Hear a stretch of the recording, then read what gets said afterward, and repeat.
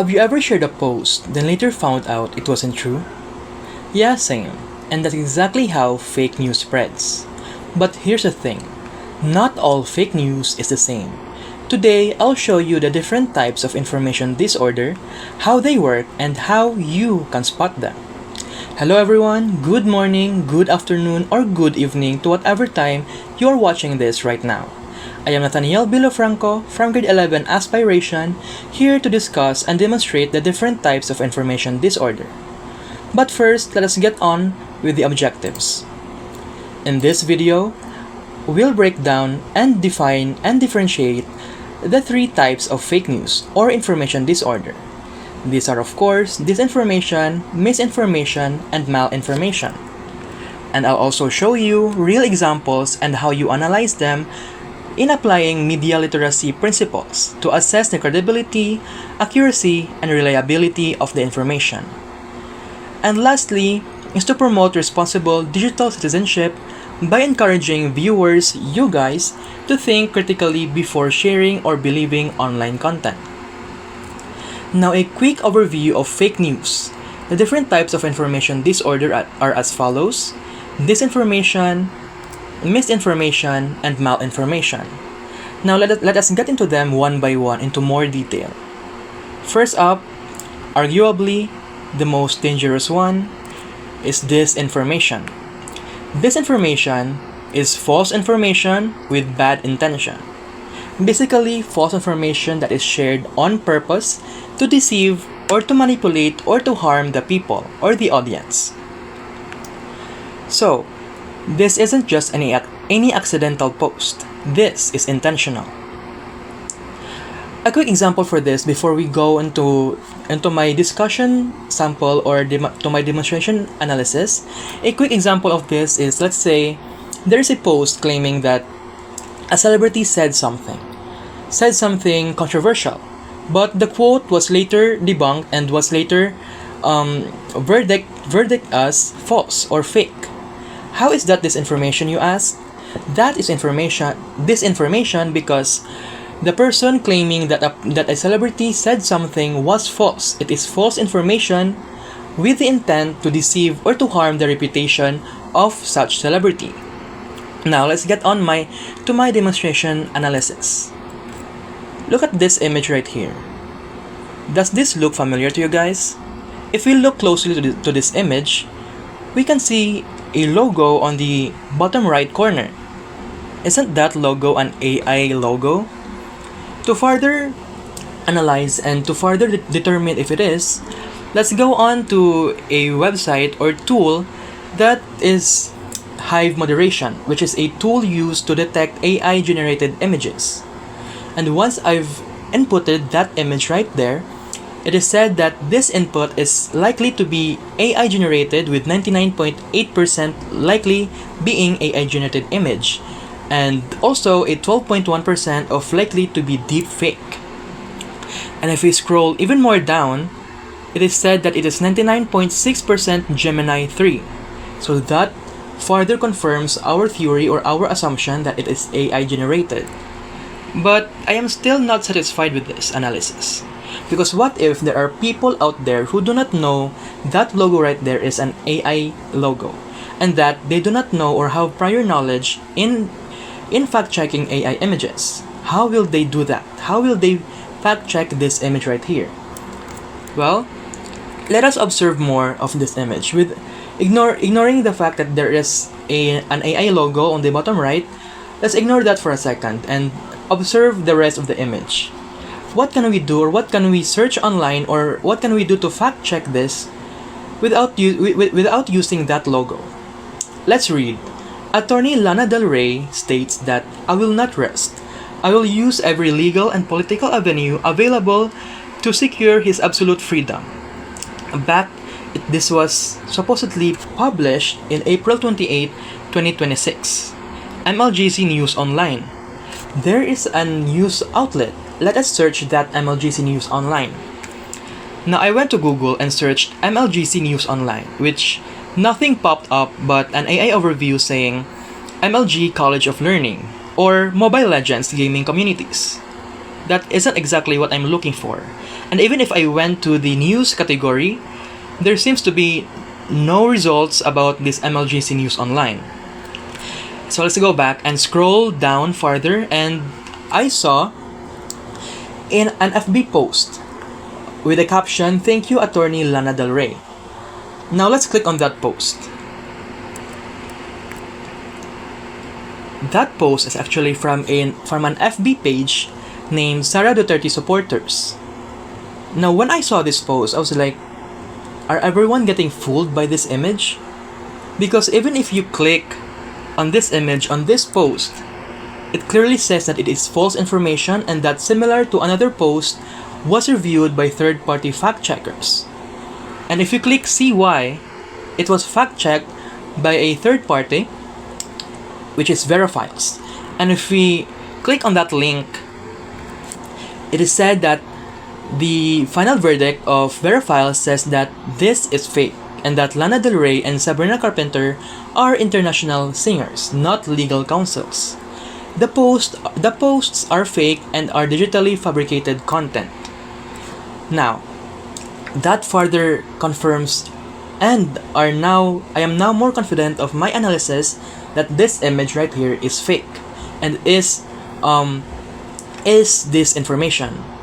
Now, fabricated content is primarily a form of disinformation as it involves the deliberate creation and spreading of a 100% false information with the intent to deceive, to harm, or manipulate.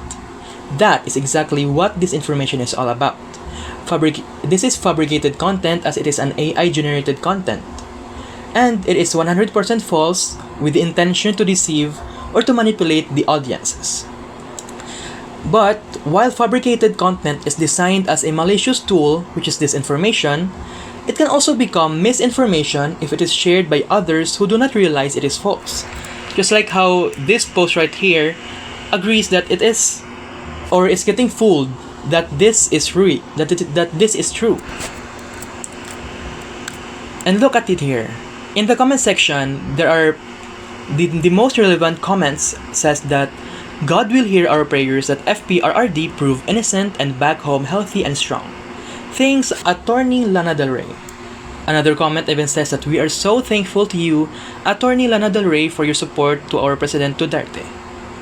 Now, notice how the most relevant comments at the top are the ones that are getting fooled by this image, while the ones at the bottom, if you look at the bottom portion of this comment, this says Tanim fake news.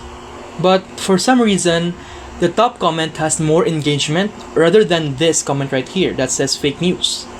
That is because people tend to believe more on a post where it has more engagement rather than those that are actually factual. And speaking of misinformation, let us get onto the misinformation. Now, misinformation are false information, but this time has no malice or bad intention behind them. Misinformation is different because, yes, this is false information, but the person sharing it doesn't know that it is false.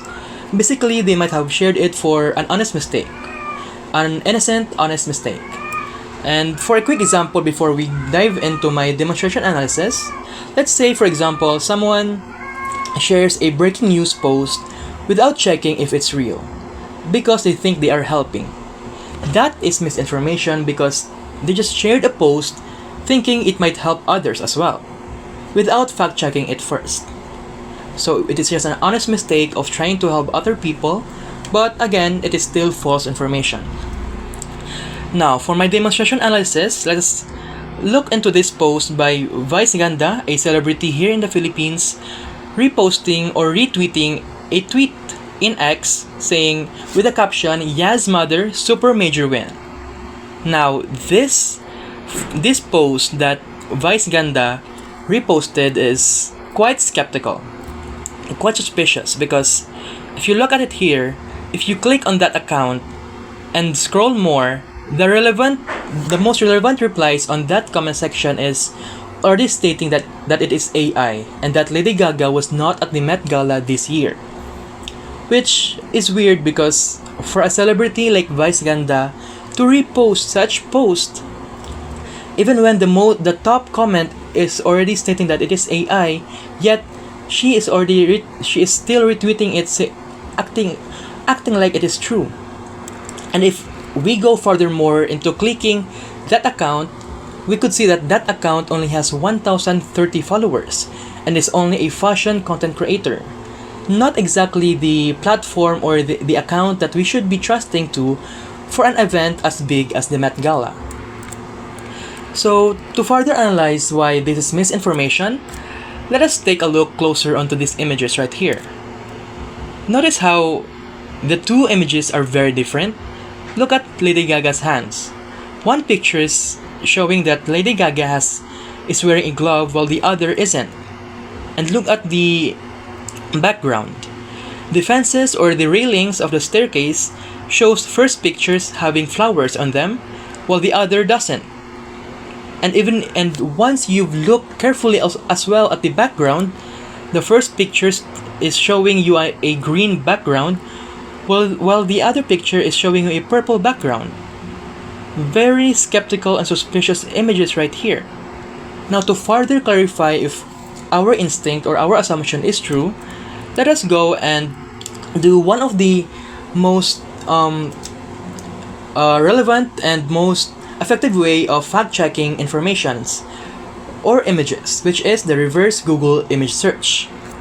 Now, once I've reversed Google image search this photo, one thing that came up first is an AI overview, which states that this image is not authentic because digital fingerprints indicates that it was generated or modified by AI. And even continues to say that while the outfit is based on a real vintage Mugler piece, this specific photograph and event did not occur in reality. But still, I am still not satisfied with this outcome or result of my analysis, as still the result is still an AI overview, because since it is an AI overview, I don't trust it immediately. So let's go and actually search for a more official page that is associated with Met Gala, which is the page of Elle, an influential fashion brand that talked about why Lady Gaga isn't at the 2026 Met Gala. And their rundown of it is that Lady Gaga did not return to the Met Gala in 2026, and that Lady Gaga has not been at the Met Gala since 2019, which further clarifies and further confirms my intuition that Lady Gaga was not at the Met Gala this year, and that, going back to Meme Vice's post, this is misinformation, as the post of the person posting that image is clearly misinformation because the image is AI generated and Vice Ganda shared it without knowing that it is AI generated. That is misinformation, as the post is false, but Vice Ganda retweeted it with no malice or with no bad intention of manipulating or deceiving the audiences. That is misinformation. Now let's go on with malinformation. Malinformation is true information this time, but with bad intention. Malinformation is actually based on real information, but it's used to harm someone, to ruin their image, their reputation, or their career. Now, before we dive into my demonstration example, let us have a short example for this. Let's say, for example, sharing someone's private photos, private old messages, or group chats to embarrass them without their consent. That is malinformation, as those photos right there, those group chats, those old messages are all true, but it is shared with bad intent as to embarrass them or to ruin their reputation. Now let's get on to my demonstration analysis, which is quite controversial. It is the issue about the Big Four video scandal that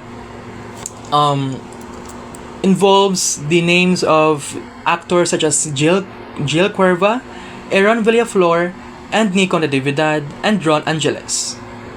Now this is malinformation, as these videos are really true, yet was shared or was leaked online on Telegram, on Facebook, on X, to harm and to ruin their reputation. Now, how do I know that these photos right here or these videos are fake? Let us go on to the next slide, which further confirms my assumption that this is malinformation. As Nico Natividad already came in front and had an interview with Ogie Diaz, saying that he regrets doing all that and that he knows that it is his mistake of doing that. And now, his family is broken because of that reason, because of those leaked videos. That is malinformation because now, Nico Natividad's reputation, image, and family is now ruined because of those leaked videos. Another confirming factor for this is the other people who are involved in the issue or in this scandal is gave their statement, their official statement. One of them is Arian Villaflor, and the other is Jill Cuerva. Now, this further confirms my theory or my assumption that this is malinformation because it even reached the ABS-CBN news outlet. And how do I know that this is truly malinformation? Well, let us read through the official statements of both. One statement from Arian Villaflor states that the unauthorized recording and distribution of private and intimate content is a clear violation of Republic Act No. 9995 and other laws that protect individuals from digital abuse and violations of privacy. And a statement from Jill Cuerva even states that the video being shared online was recorded without his prior knowledge or consent during a private moment. The use of a hidden camera and the distribution of that recording are serious violations of their privacy and constitutes a crime. Now, both statements are official as it is posted on an ABS-CBN news outlet and is even posted on their own personal account, which further confirms that this is real and that this is a serious matter. And those statements right there also confirms that this is malinformation, as again, malinformation are based on real information. Those are the leaked videos. Those leaked videos are real, but are leaked or shared online with the intent to ruin their careers or to ruin their image or reputation. Now, for a quick recap, disinformation basically is intentional, and its information is false, and it is also with the intent to harm, to manipulate, or to deceive the people. Text is misinformation, which is unintentional, an honest mistake, an innocent honest mistake, which is the information is false. They shared a false information with no intent to harm or to manipulate the audience. And lastly, malinformation, which is intentional. They shared true information intentionally with the intent to harm, to deceive, or to manipulate, or to ruin the reputation or images of such people. Now, different types. These are all different types of information disorder, but all can mislead all of us. Before you like, comment, or share, stop and think. Because in today's digital world, being informed isn't enough. Being responsible matters more. So, don't just consume information, analyze them. And that is all for my information disorder video on my demonstration analysis. I hope you learned something new, and I hope my video gave you more information and more knowledge about how to analyze such information. And I hope that next time you can now be able to analyze information yourselves by identifying whether it is disinformation, misinformation, or malinformation. Thank you, Sir Peter, and thank you, everyone. Thank you and goodbye.